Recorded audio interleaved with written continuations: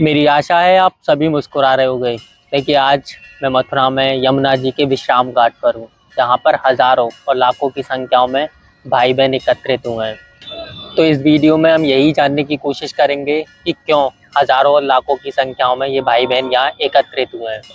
एक महत्वपूर्ण जानकारी, अगर आप मथुरा पहली बार आ रहे हो तो डिस्क्रिप्शन बॉक्स को ज़रूर चेक करिए, क्योंकि इसमें कुछ महत्वपूर्ण जानकारी दी गई है। जैसे कि अगर आप स्टेशन से विश्राम घाट आ रहे हैं तो किस तरह से आप आसानी से आ सकते हैं और वहाँ से यहाँ तक आने का किराया कितना रहेगा, इसी के साथ होटल्स का किराया यहाँ पर कितना रहेगा, और शाम को और सुबह यमुना जी की आरती का समय क्या रहेगा।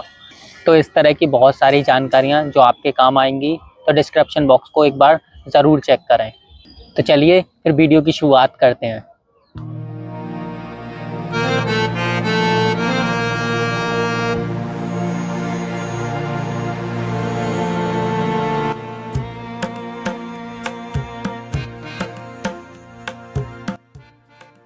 सबसे पहले जानते हैं कि विश्राम घाट से जुड़ा भगवान श्री कृष्ण का संबंध।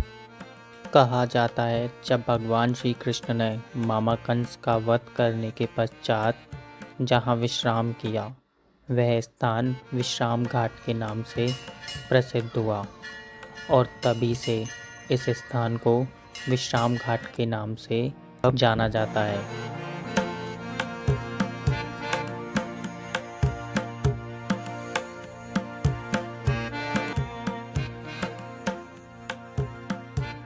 कहा जाता है जब सूर्यदेव की पत्नी, जिनका नाम संज्ञा था, उनकी दो संतानें थीं, पुत्र यम और पुत्री यमुना।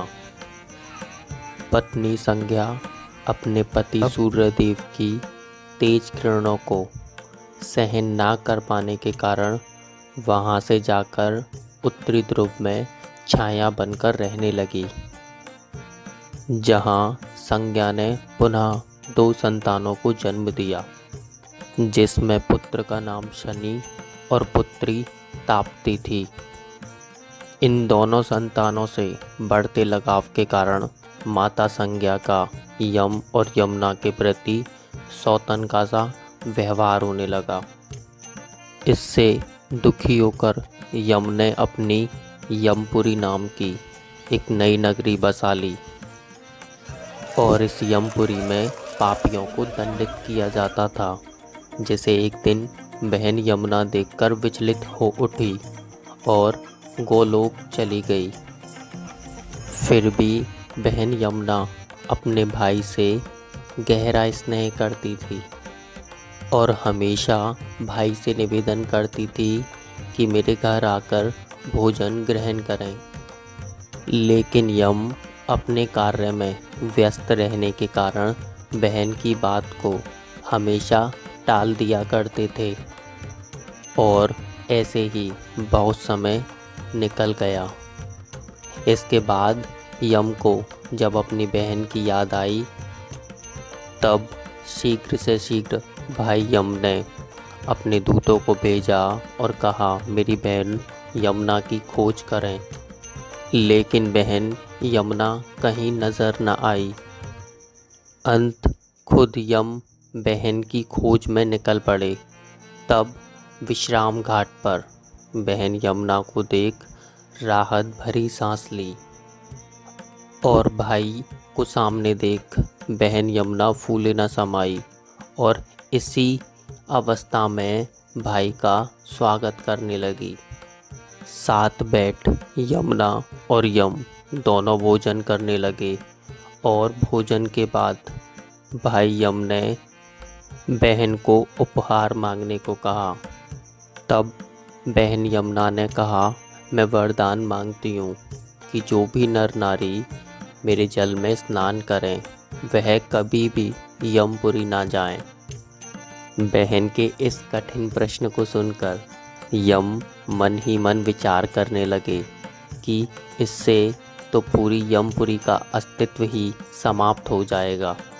ऐसी असमंजस भरी अवस्था में भाई को देख यमुना बोली, आप चिंतित न हो, बस यह वरदान दें कि जो भी भाई बहन यमद्वितीया के दिन एक दूसरे के हाथ को पकड़े यमुना में स्नान करेंगे, उन्हें मृत्यु के उपरांत यमपुरी ना जाना पड़े और मोक्ष की प्राप्ति हो। इस विनम्र विनती को देख भाई यम ने यमुना को आश्वासन देते हुए कहा, यमद्वितीया पर स्नान करने वाले भाई बहन को यमपुरी कभी नहीं जाना पड़ेगा और मोक्ष की प्राप्ति होगी।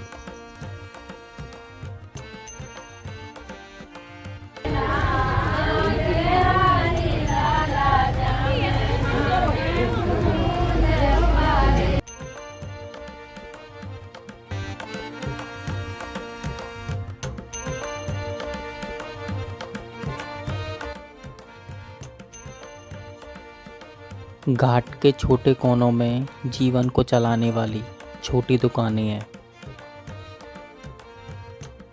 वास्तविक मुस्कुराहट की किरणें यहाँ बिखरी पड़ी हैं।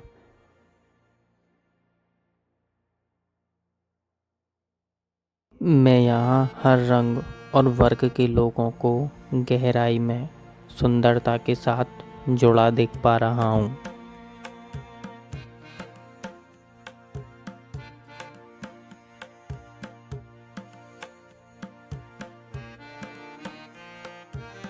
मैं मौन धरे इस विशाल त्योहार को आनंद विभोर बैठा बस देखता ही रहा।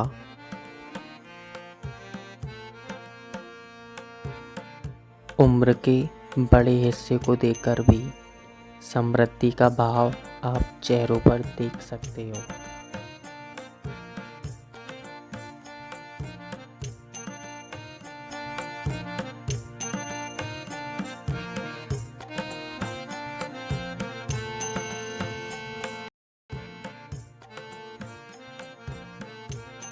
ये तंग सुरंगें घाटों के साथ आगे बढ़ती चलती हैं।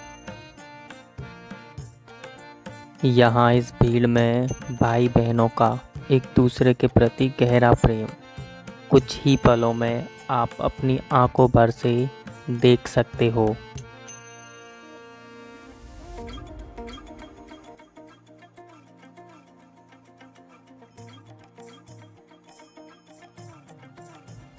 एक छोटी और महत्वपूर्ण बात आप सभी से मेरा विनम्र निवेदन है, अपनी पूजा सामग्री का उपयोग इस तरह करें कि हमारी पवित्र यमुना नदी का दम ना घुटे, बल्कि ये जीवनदायिनी बने।